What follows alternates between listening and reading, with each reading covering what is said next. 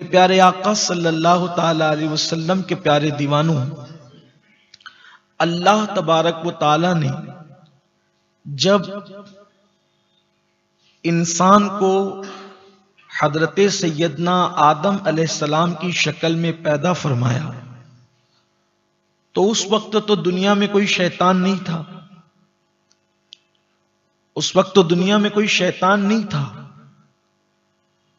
और अल्लाह ने हुक्म दिया आदम को सजदा करो, तो सब ने सजदा किया, एक ने नहीं किया और उसने अल्लाह की नाफरमानी की।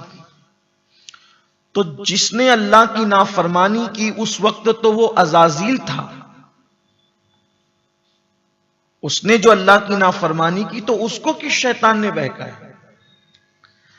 कोई जिना करे तो हम कहते हैं शैतान ने बहकाया, कोई शराब पी तो हम कहते हैं शैतान ने बहकाया, किसी ने झूठ बोला तो हम कहते हैं शैतान ने बहकाया, किसी ने कुरान की तालीम के खिलाफ काम किया तो हम कहते हैं शैतान ने बहकाया। शैतान को किसने बहकाया?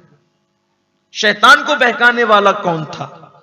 तो सबको शैतान बहकाता है और जिसको शैतान ने बहकाया, जिस चीज ने शैतान को बहकाया तो वो तो शैतान से बड़ा ही होगा ना।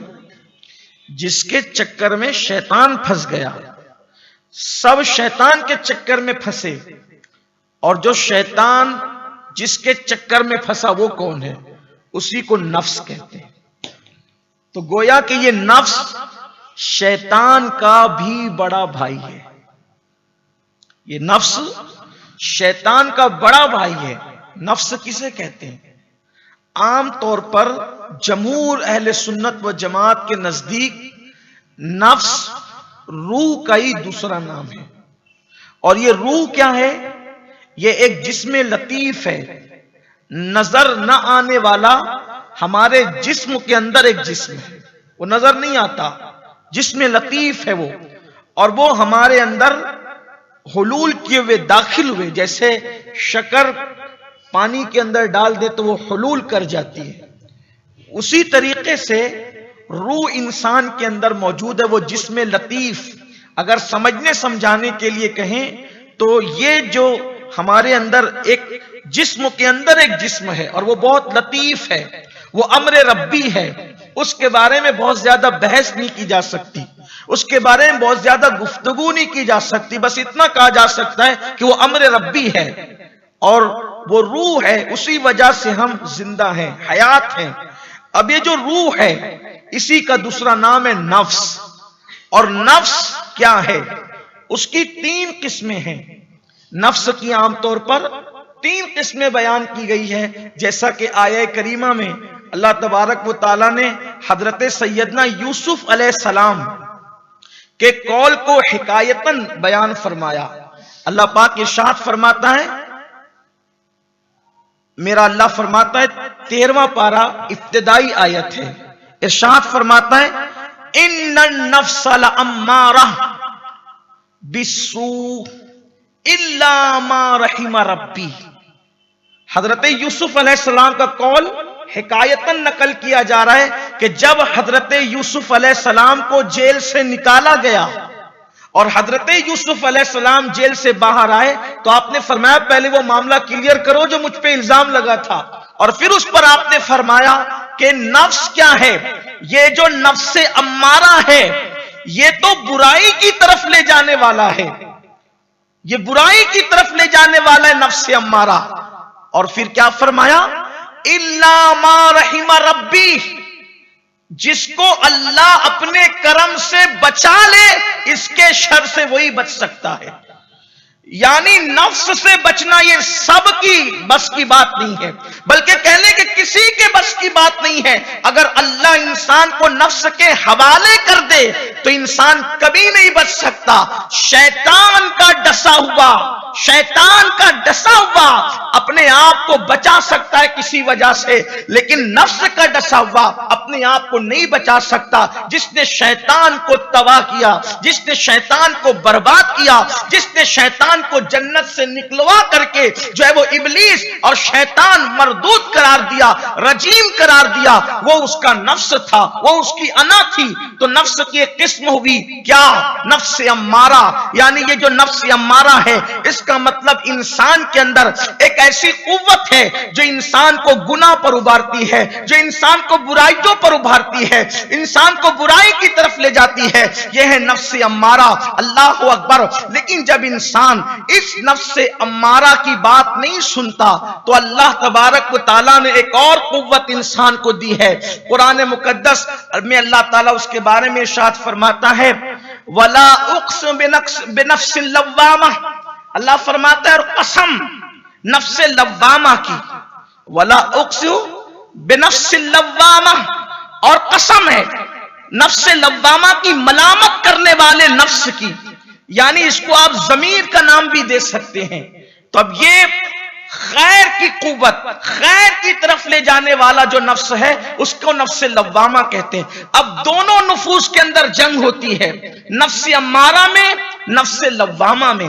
नफ्स अम्मारा गुनाह की तरफ ले जाता है, नफ्स लव्वामा गुनाह से रोकता है, वो मलामत करता है। जैसे कि मिसाल के तौर पर इज्तिमा के अंदर जो है वो आप आने वाले हैं, एक दिल कहता है, आप कहते हैं, एक दिल कहता है जाऊं, एक दिल कहता है ना जाऊं। जो कहता है ना जाऊं उसे नफ्स अम्मारा कह ले, जो कहता है चलना चाहिए उसे नफ्स लव्वामा कह ले। लेकिन फिर होता क्या है? अल्लाह अकबर। इंसान नफ्स अम्मारा की बात को तस्लीम नहीं करता, उसका कहना तोड़ देता है। यानी कि नफ्स अम्मारा का अगर छोड़ यार, क्या इज्तिमा में जा रहे हैं, वहां तो मौलाना लोग ऐसी बात करेंगे, वैसी बात करेंगे, वक्त चला जाएगा, आराम चला जाएगा, दोस्तों की महफिल चली जाएगी, न जाओ, नहीं आए। आपने नफ्स अम्मारा की बात मानी। नमाज के लिए तबीयत चाह रही, चलो नमाज पढ़ते, छोड़ो यार अभी कहां नमाज के लिए जाएं, अभी वुजू करना पड़ेगा, मस्जिद जाना पड़ेगा, टाइम देना पड़ेगा। आपने नफ्स अम्मारा की बात मान ली तो फिर क्या होता है? नफ्स लव्वामा जो होता है वो धीरे धीरे धीरे धीरे धीरे धीरे कमजोर होता है, उसकी आवाज कमजोर होती चली जाती है। और आप नफ्स अम्मारा की बात मानते हैं, मानते हैं, मानते हैं, मानते हैं, तो आपका नफ्स लव्वामा खत्म हो जाता है और नफ्स अम्मारा इतना मजबूत, ताकतवर हो जाता है कि इंसान कहलाकर भी शैतान बन जाता है। वो शैतान वाले काम करता है, वो अच्छी बात उसके दिल पे असर नहीं करती। अच्छी बात कहो तो उसको घबराहट होती है, बेचैनी होती है। आजकल जैसे लोग कहते हैं छोड़ यार दीन की बात क्या करते हो, ये दुनिया है, दुनिया में मौज करो, दुनिया में ऐश करो, इस तरह की बातें लोग करते हैं। ये शैतानी बातें हैं। पूछा गया क्या क्या इंसानों में भी शैतान होते हैं? फरमाया हाँ, इंसानों में भी शैतान होते हैं। उनके हाथ पैर इंसानों जैसे, उनकी आंखें इंसानों जैसे, उनके कान इंसानों जैसे, लेकिन वो शैतान होते हैं।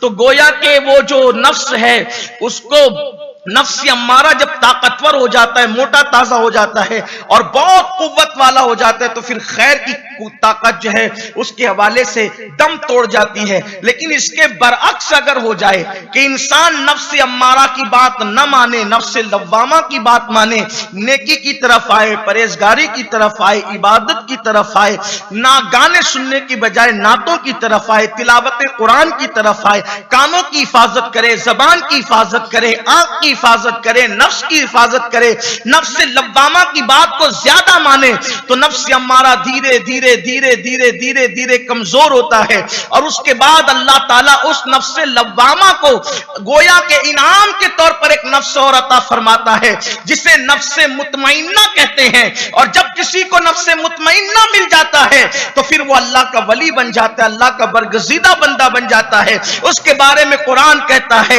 या अय्यतुहन नफ्सुल मुतमइन्ना इरजिई इला रब्बिकी रादियतम मर्दिया फदखुली फी इबादी वदखुली जन्नती। अल्लाह अकबर। ऐ नफ्स मुतमइन्ना, आ हमारी तरफ आ, इस शान से आ कि अल्लाह से तू राजी है, तू अल्लाह से राजी है, अल्लाह तुझसे राजी है। और फरमाया हमारी जन्नते रिजा में दाखिल हो जा, हमारी तरफ लौट आ, हमारे खास बंदों में दाखिल हो जा, हमारे बंदों में दाखिल हो जा और हमारी जन्नत में दाखिल हो जा। नफ्स मुतमइन्ना वालों को यह इनाम मिलता है। लेकिन नफ्स अम्मारा से लड़ना आसान नहीं, मैं बहुत आसानी के साथ मैंने आपके सामने ये बात अर्ज की, नफ्स अम्मारा से लड़ना आसान नहीं। क्यों? इसलिए कि शैतान हर वक्त इंसान के साथ रहे न रहे, मगर नफ्स इंसान के साथ हमेशा रहता है। शैतान कैद हो जाता है रमजान शरीफ में, मगर नफ्स कैद नहीं होता। और शैतान का वार कभी कभी खाली चला जाता है, लेकिन नफ्स का वार हर वक्त लगा रहता है। अब आइए, आपने नफ्स के बारे में सुन लिया, तो इंसान को अल्लाह की तरफ आने में 4 चीजें रुकावट बनती है। एक मखलूक, एक दुनिया, एक शैतान और एक नफ्स। मखलूक रुकावट बनती तो आदमी उसको गोया के अवॉइड करता है। फिर उसके सामने दुनिया आती है, वो कभी दुनिया को भी छोड़ता है। फिर उसके सामने शैतान आता है, कभी वो शैतान पर भी भारी पड़ जाता है। लेकिन जब नफ्स की बारी आती है तो नफ्स इतना खतरनाक है कि नफ्स इंसान को नेकी करवा कर भी बुराई में डालता है।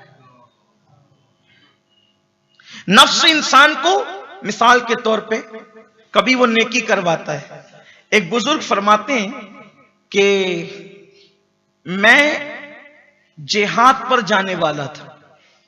मैंने अपने नफ्स से पूछा कि जिहाद पे जाऊं कि नहीं जाऊं। नफ्स ने कहा बिल्कुल जाना चाहिए। उन्होंने सोचा ये नफ्स अगर मशवरा दे रहे जाने का तो खैर नहीं है, नफ्स जो कहे उसके अंदर कोई खैर नहीं। फिर दूसरे साल उन्होंने पूछा जिहाद पे जाऊं, तो फिर कहा जाना चाहिए। फिर उन्होंने रोक दिया, इरादा मुलतवी कर दिया। फिर तीसरे साल पूछा कि जाऊं, फिर कहा बिल्कुल जाना चाहिए, अल्लाह की राह में जिहाद तो करना चाहिए। वो नहीं गए। फिर वो रोने लगे और रोते हुए उन्होंने अल्लाह से अर्ज की, मौला ये मेरा नफ्स जो मुझे जिहाद की तरफ ले जाने की बात कर रहा है, इसमें कोई खैर तो नहीं होगा? तो कुदरत की तरफ से निदाई, हमने तुम्हारा नफ्स तुम्हारे सामने कर दिया, अब तुम इसी से पूछ लो, इससे बात कर लो अपने नफ्स से कि ये क्यों ले जाने की बात करता है। तो उस बुजुर्ग ने पूछा कि भाई तू तो बुराई की तरफ ले जाना तेरा काम है,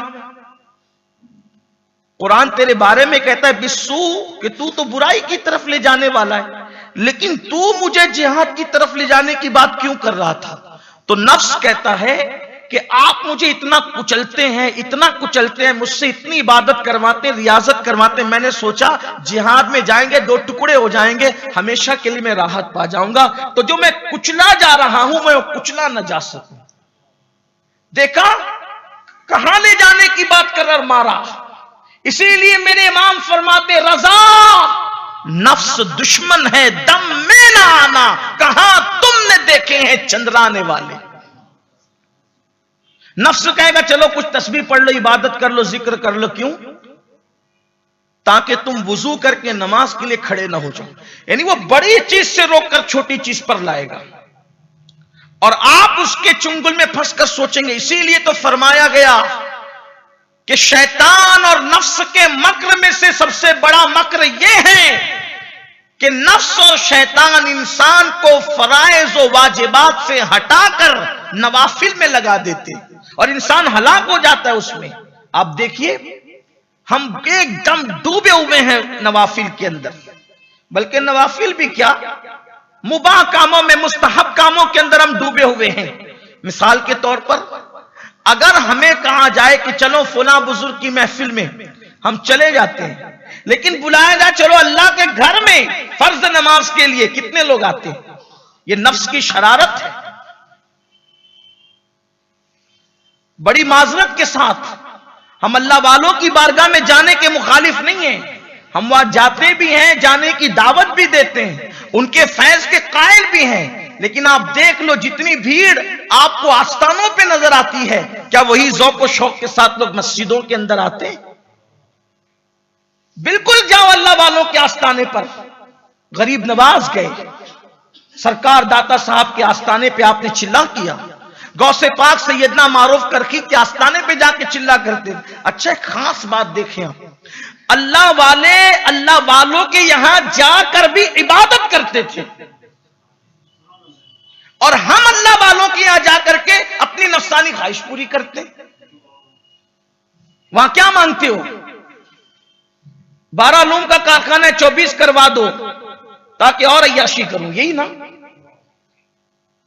एक साइजिंग है दूसरी करवा दो, क्यों? ताकि और ऐश करूं। साल में एक जोड़ी बनाता हूं, 4 बनाने के काबिल बना दो ताकि लोगों पर घमंड करता रहूं, यही तो होता है। आप मुझे बताएं, आप जितने वलियों के आस्थाने पे गए आपने मांगा क्या? बेटा मांगा, पहले शादी नहीं होती थी तो शादी मांगी, फिर शादी हो गई तो बेटा मांगा, बेटा हो गया तो पोता मांगा, पोता हो गया तो परपोता मांगा, रोजी मांगी, कार मांगी, दुकान मांगा, मकान मांगा। आपसे पूछना चाहता हूं, क्या कभी वली के आस्थाने पे जाके ये कहा कि आप अल्लाह तक पहुंच गए हैं, मुझे भी अल्लाह तक पहुंचा दो? कभी मांगा? ये नफ्स की शरारत है, ये नफ्स की शरारत। हम अल्लाह वालों के यहां जाने के कतन मुखालिफ नहीं, जो रोकता है वो दज्जाल है, मक्कार है, फरेबी है। लेकिन हम आपसे कहना चाहते, अरे दोस्त के पास जाकर अगर दोस्त का कुर्ब ना मांगो, आपसे मैं पूछना चाहता हूं, वली बनता कब है? जब वो दुनिया छोड़ देता है तभी तो वो वली बनता है। जिसने दुनिया छोड़ दी उसके पास भी जाके दुनिया ही मांग रहे हो। जो सबको छोड़ के अल्लाह का हो गया उसकी बारगाह में अल्लाह का कुर्ब मांगने की बजाय दुनिया मांगते हो। यह भी तो नफ्स है, यह भी तो नफ्स की शरारत है। अपने दिलों पे हाथ रखकर बताना वहां जाके करते क्या हो? इधर उधर देख के 4 कुल पड़ी, उसके बाद आधे घंटे की दुआ, 5 मिनट का कुल, आधे घंटे की दुआ। आधे घंटे की दुआ में मांगते क्या हो? सच कहना, कभी मांगा अल्लाह का कुर्ब? कभी मांगा दुनिया से नफरत? कभी मांगा खुदा की मारिफत? इसी को कहते हैं समुंदर के किनारे जाकर के प्यासा रहना। नफ्स है जिसने दुनिया, मुझे एक वली बता जो दुनियादार हुआ, एक वली बता दो। जो दुनियादार होगा वो कभी वली नहीं हो सकता, और जो वली होगा वो कभी दुनियादार नहीं हो सकता। और हम वहां जाकर क्या गुजरती होगी उनके दिल, हालांकि वो देते हैं, जो मांगोगे वहां तो मिलेगा। मेरे मुर्शिद हुजूर गौसे पाक ने कहा, मुझसे जो मांगोगे मैं दूंगा। तो मेरे इमाम अहमद रजा ने भी मांगा क्या? देने वाला अब्दुल कादिर जैसा हो और मांगने वाला अहमद रजा जैसा हो तो मजा क्या आता है? हमने गौस पाक से क्या कहा? या गौस अल मदद, गिरते हुए का या गौस अल, घसड़ा ना लगे, हड्डी ना टूटे, यही मांगा। मांगो, मैं मना नहीं करता। हम तो बच्चों को सिखाते हैं, बेटा निकलो तो या गौस कह के निकलो। लोग शिर्क का फतवा लगाए तो लगाते रहे, उनकी अपनी तबीयत है। ये कलाम तो उनसे है भी नहीं, इसलिए कि राज यूसुफ का सौतेले भाइयों को थोड़ी बताया जाता है। ये बातें तो सगों के दरमियान करने की है। और अगर ख्वाबे यूसुफ सौतेलों को बता दिया जाए तो नतीजा फिर झगड़ा होगा, मारपीट होगी, कुएं में फेंका जाएगा, मादूदा दराहिम पर बेचा जाएगा, बाप से जुदा कर दिया जाएगा। तो हम तो आपसे बात ही नहीं करते, आपको हमारी बात नहीं करनी चाहिए। हम आपसे बात ही नहीं करते। हम तो इनको कह रहे हैं जो गौस और ख्वाजा वाले हैं, हम तो इनको कह रहे हैं जो साबिर और मदार वाले हैं, हम तो इनको कह रहे हैं जो मसूद गाजी वाले हैं, हम तो उनको कह रहे हैं जो गाजी अब्बास वाले हैं, हम तो उनको कह रहे हैं जो करबला वाले हैं, हम उनको कह रहे हैं जो नजफ वाले हैं, हम उनको कह रहे हैं जो मदीने वाले हैं, हम उनको कह रहे हैं जो सिद्दीक और फारूक वाले हैं। मेरे गौस ने मुझसे जो मांगोगे मैं तुम्हें अता करूंगा। तो इमाम अहमद रजा उसी का हवाला देकर कहते, कहा तूने कि जो मांगो मिलेगा, कहा तूने कि जो मांगो मिलेगा, रजा तुझसे तेरा साइल है ज्यादा।